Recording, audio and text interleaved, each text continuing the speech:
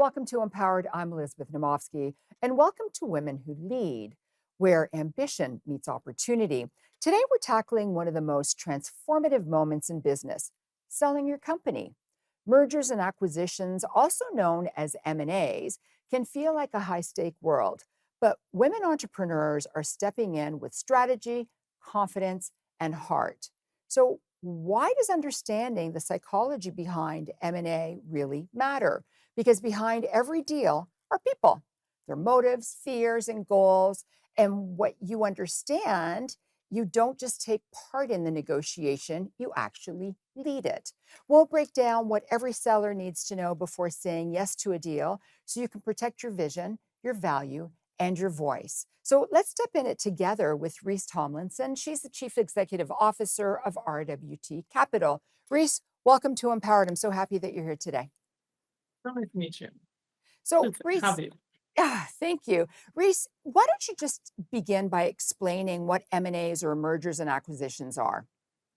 Mergers and acquisitions is kind of a blanket term for really like three simple concepts. One of which is selling some or all of the shares or assets of a business. Um, on the flip side, it's buying some or all of the assets or shares of the business, or it can be divesting of certain components of a company. So you think of like an operating division and or maybe like a product. So, if I was ready to sell my company, what does RWT Capital do to help business owners? So we are a full service M&A advisory firm. We focus on mid-market transactions. For us, that refers to transactions between about 10 million and 100 million in transaction value. Our objective is to help our clients sell for the maximum transaction value that meets their objectives. And when we come to buy-side transactions, we work with repeat buyers who are basically executing M&A strategies where it might be a roll-up, or if you think of an entrepreneur that may own a business that wants to then grow via acquisition and wants to complete multiple acquisitions, we will assist that client from start to finish of acquisitions, but also build out their strategy, assist them with everything surrounding debt financing and integration as well. So, can you explain debt financing for people that aren't familiar with the term? The debt financing, at least as it relates to M&A, is this notion of using debt that generally is based on the validity of what we refer to as the target company, so the company that you're buying, to buy some or all of the business. Meaning, when you think of the amount of money that transacts during a typical M&A transaction, debt financing will be anywhere from 30 to 70% of that transaction on average. So, you and I have talked about, people who sell their business, people who are defined by their business, people who are Yeah. defined by what they've built. So, why is understanding the psychology behind mergers and acquisitions transactions really important? When you think of any human, we all are generally very deep individuals. We have complex things going on in our brain. It's really not an objective um, decision to sell your business. Selling your company is typically, especially for a founder-led business, it's very personal. Generally, there's a lot of individual worth that's tied up in that company, both from a monetary perspective, but also from a self-worth perspective, and relationships and et cetera. And so when we think of the psychology behind M&A transactions, which is something I'm very passionate about, it's really, really important that we look at it holistically and start to think about, well, what is actually driving these people to make this decision? And what is it that they actually value? Because from my experience, transaction value is one component. Generally, there's much more behind that. When we think about, the average entrepreneur or the average business owner, they typically have more layers to their reasons behind owning that business or the reasons behind selling than something that's, what maybe the general public would assume would just be purely financial. So, what happens to somebody when they actually sell their business and they don't have that place to go to on a daily basis anymore, psychology wise? So for a lot of people, it's this notion of like detachment from something they felt was both, highly personal, something they felt was really their identity. So there's this loss of identity. There's also a loss of control. A lot of entrepreneurs, a lot of founders really love control. In some reasons, the reason people decided to get into business is because they wanted to be their own boss. You hear that all the time. But Right. really underneath that, one of the big, big deciding factors was that they wanted to be in control of their destiny. When you sell your company for whatever reason, whether it's because it's the right time, whether it's retirement, whether it's just a great offer. There's a huge element of loss of control.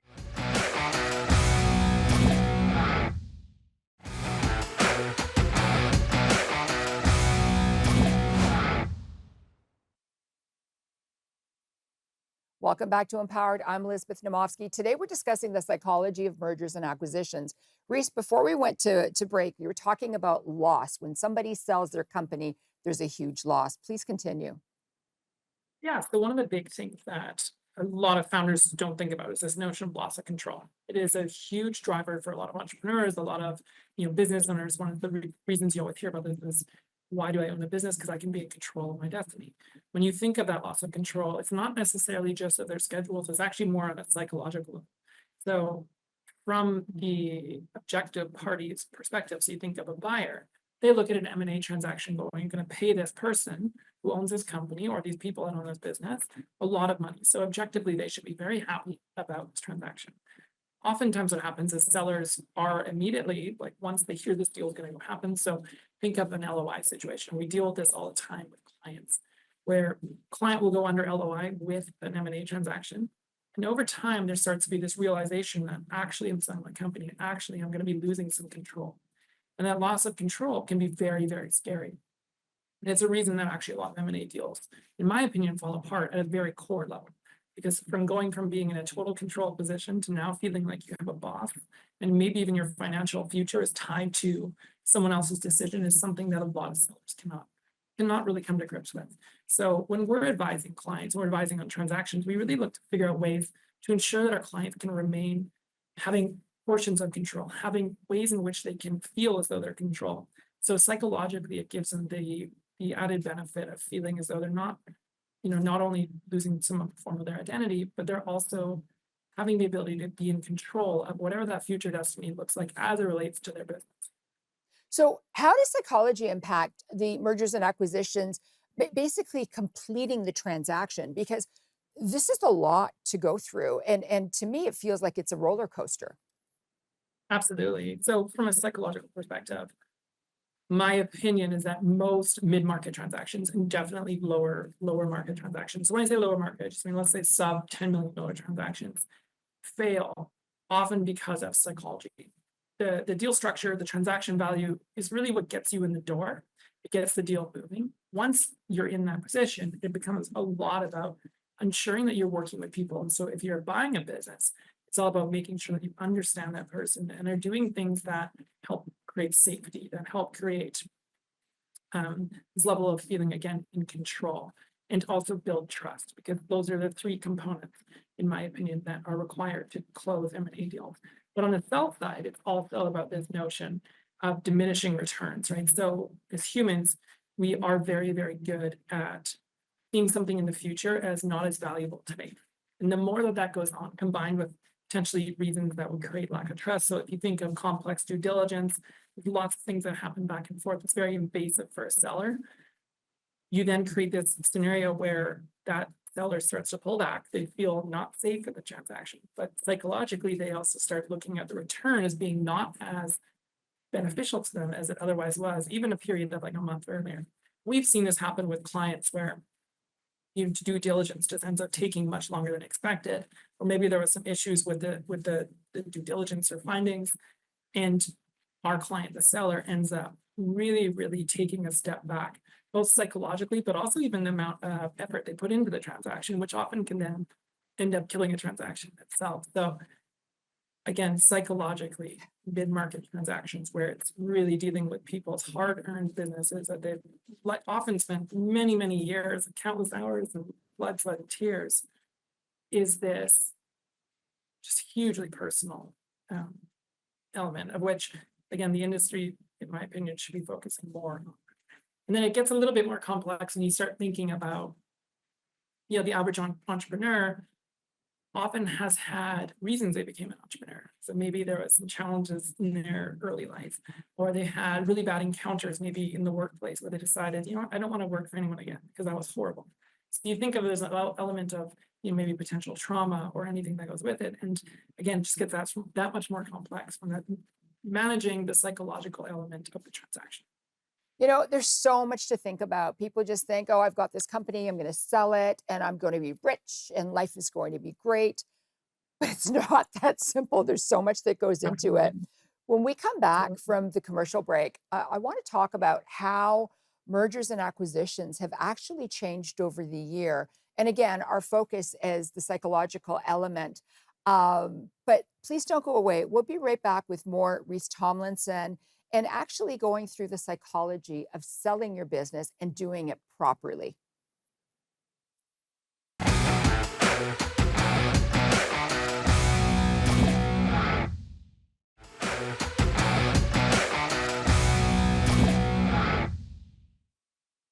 Welcome back to Empowered. I'm Elizabeth Naumovski. Today we're discussing the psychology of mergers and acquisitions.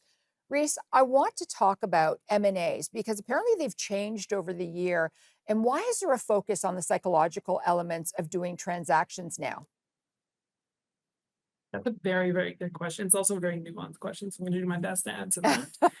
When you think of the M&A landscape, there are, in my opinion, a couple of massive changes that are underway or have been underway for years. One of which is that you do have this influx of business owners that are in some way needing to sell their business. So we talk about the silver tsunami, these baby boomers that are in that stage of life where selling your business makes sense. So you end up having more sellers on the market than buyers for a lot of lower market transactions at the minimum. You then think about the complex things that we're dealing with on a macroeconomic perspective, of which I don't even think I need to mention.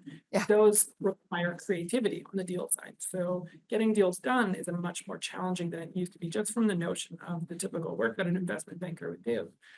But I think when you take a step even further, a lot of founders have heard of M&A. They've seen maybe episodes such as this. They've read books on M&A. They have some level of experience, and not all of that experience is positive. For every good success story, there's a lot of horror stories out there of people who've gone through M&A processes and it didn't work the way they want. And so I think there's an element of fear and just a lack of understanding. So when we think about this, what I like to call the new rules of M&A, it really is a relationship driven transaction. It's an empathy driven transaction. And it's really having both a very, very strong technical knowledge of all the work that you need to do as an investment banker to close a transaction, paired with really understanding the inner workings of your clients. So from a psychological perspective, that you can protect them, you can make sure the deal is moving in the right direction, and that you can actually get deals across the line. Because it's no longer enough just to show up and do the work that an M&A advisor used to do even 5 years ago. So there's a lot of misinformation out there, and you were talking about people that want to sell their company, but they read something and it's wrong, or it's taken them down the wrong path. How have you leveraged your viewpoint for success? For me, the biggest reason I'm very vocal about M&A is I want to see more founders have great exits and great acquisitions when they're buying companies. What I often see is that when we're doing transactions, there's better ways of doing things. We'll see buyers where you go, look, if you think of it a little bit differently, you'll actually get a better outcome on this transaction, which means you're going to get better results and it's better for our client. And so I look at it from the lens of just educating, because I feel that's my duty as a professional in this space. It's also to hopefully inspire women and minorities to look at this, that they can be seen as, both leaders and very credible professionals, in the investment banking world. But also I think from a client perspective, it's really good. I get a lot of feedback from them that, sometimes I'll say, look, you're dealing with an issue that I've, written about. I want you to read this article, then we'll talk about it. And for example, I had a client the other week where I said, look, I need you both to go look at this. It's two people, go look at this, because I think what you're seeing is some patterns in yourself that you'll hopefully be able to then recognize, because as a seller, sometimes it's also really important to recognize why you're feeling a certain way during the transaction. And so you can then, adjust your behavior accordingly so you can continue versus, maybe otherwise pulling back or feeling as though the transaction doesn't have as much merit as it once did. So, Reece, why do you think that a more relationship, empathetic approach to completing M&A deals is imperative in the new landscape of M&A? I think if you look at least mid-market transactions as a whole, most founders are generally successful people. They're used to really doing things in a way that makes sense for them. they are not necessarily people who like being told no. And so from an empathy perspective, it's an understanding that this very maybe egotistical, masculine approach doesn't always work with every client. That I'd actually prefer having the ability to feel safe and seen and heard. And what I've learned over the years, especially when I entered into this world, trying that approach and realizing it just didn't feel right and wasn't resonating. That actually what resonated was when I spent time talking about things that were not technical, talking about how they were feeling and why certain things might feel a certain way and what we can do to protect them and their objectives. And you asked me a question earlier, which was, one of the big things I would suggest for anyone in an M&A transaction. And the single biggest piece of advice is know your objective. Okay, hold that thought. Know your Sure. objective, because when we come back, I want you to explain the know your objective. So please Sure. don't go away. We'll be right back with more.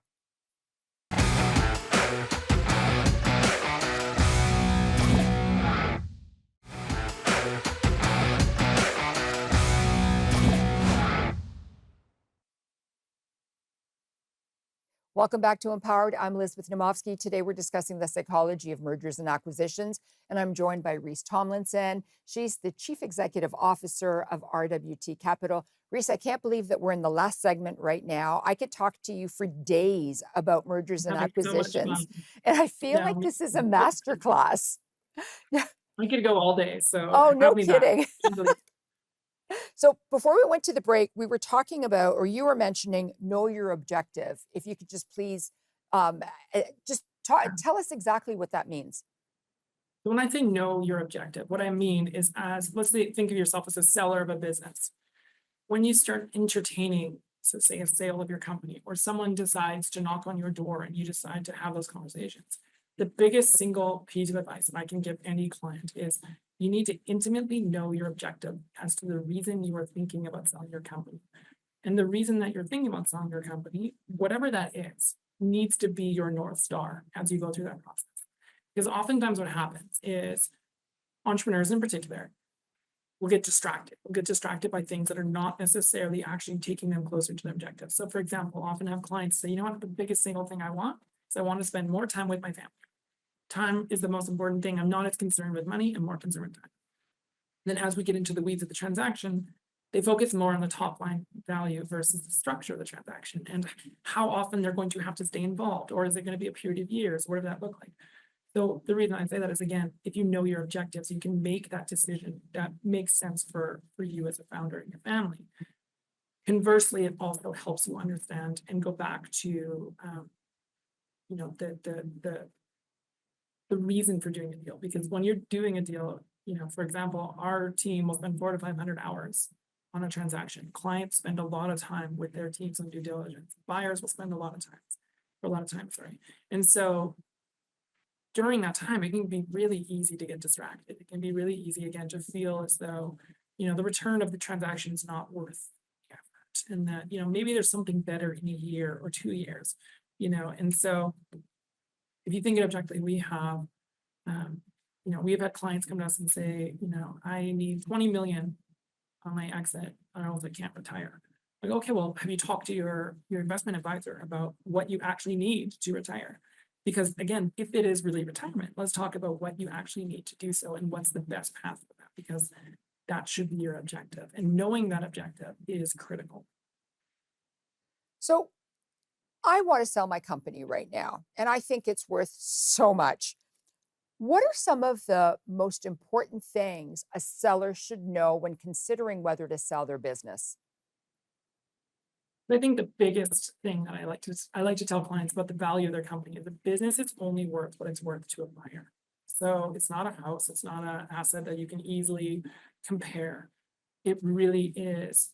You have to be in front of the right buyer, and you have to have certain things performed that meet that buyer's requirements. And that is how you get a good exit. When you look at your business as a whole, there's a couple kind of core, let's say, facets that need to be in place for you to really attract buyers. So one of which is that the revenues and the profits of the company cannot be solely tied to you, the founder.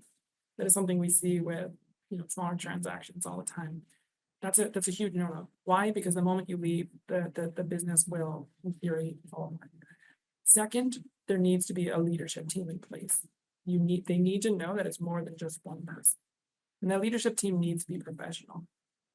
And third is you need to have strong financials. And when I say strong financials, I don't mean necessarily just the performance of the financials, but the financials need to be in good condition. They need to be something that a buyer can feel they can trust.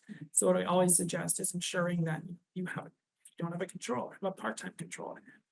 Ensure you're working with third-party accountants. Make sure that everything is done to the best of your abilities, because that'll translate into much higher propensity for you to have a closed deal.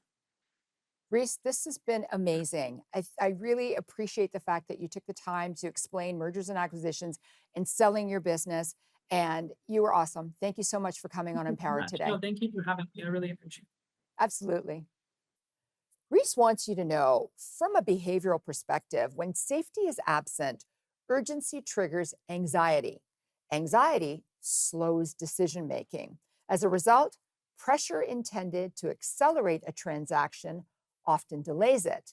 This increases stress and ultimately causes deals to break down. Also, empathy is frequently mischaracterized in finance. It is seen as weak, feminine, and not important. But you know what? Empathy is important. I'm Elizabeth Naumovski, and I'm here to empower you and make frugality fashionable. Bye for now.